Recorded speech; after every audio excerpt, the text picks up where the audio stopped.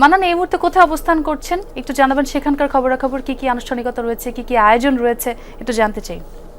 ছোয়া রংপুর কেন্দ্রীয় শহীদ মিনারে থেকে আমি সংযুক্ত হয়েছি। যে তথ্যটি দিতে চাই এই মুহূর্তে যদি আনুষ্ঠানিকতার কথা বলি, অর্থাৎ কিছুক্ষণ আগে সূর্যোদয়ের ঠিক মুহূর্ত থেকে 6:42 এই রংপুর কেন্দ্রীয় শহীদ মিনারে শ্রদ্ধা নিবেদনের যে আনুষ্ঠানিকতা সেটি শুরু হয়েছে। বিভাগীয় কমিশনার শুরুতেই দিয়েছেন, তারপর রংপুর সিটি কর্পোরেশনের প্রশাসক ডিআইজি, এরপর মহানগর পুলিশ কমিশনার, এরপর ডিসি এসপি তারা দিয়েছেন। এরপরই কিন্তু 1 মিনিট নীরবতা এবং শহীদদের উদ্দেশ্যে গার্ড অব অনার দেওয়া হয়েছে। তারপরে উন্মুক্ত করে দেওয়া হয়েছে রংপুরের এই যে সিটি যে কেন্দ্রীয় শহীদ মিনারটি আছে। এবং এরপরে যেটি হয়েছে যে উন্মুক্ত করে দেওয়ার পরই বিভিন্ন শ্রেণী পেশার যে রাজনৈতিক সামাজিক যে সংগঠন, সাংস্কৃতিক সংগঠন, শিক্ষা প্রতিষ্ঠান ব্যক্তিগত উদ্যোগে এখানে এসে শ্রদ্ধাঞ্জলি নিবেদন করা হচ্ছে।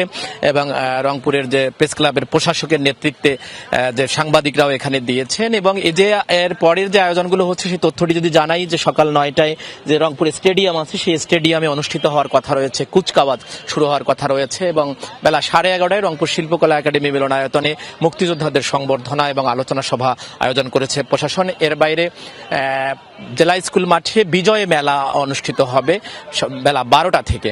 এবং এছাড়াও বিভিন্ন রাজনৈতিক সামাজিক সাংস্কৃতিক পেশাজীবী সংগঠন তারা নিজস্ব উদ্যোগে তাদের যে কার্যালয় আছে এবং বিভিন্ন স্পটে তারা আলোচনা সভার আয়োজন করেছেন। সব মিলে এবারের যে আয়োজন একটু ভিন্ন মাত্রিকতায় হচ্ছে রংপুরে।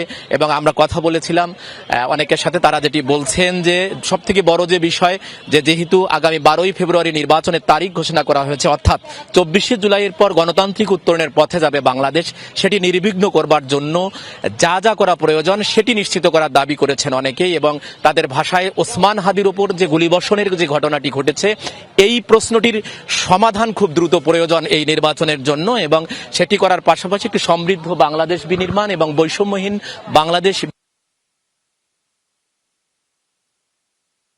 সহকর্মী মান্নান চালাচ্ছিলেন রংপুর থেকে বিজয় মেলার খবরাখবর।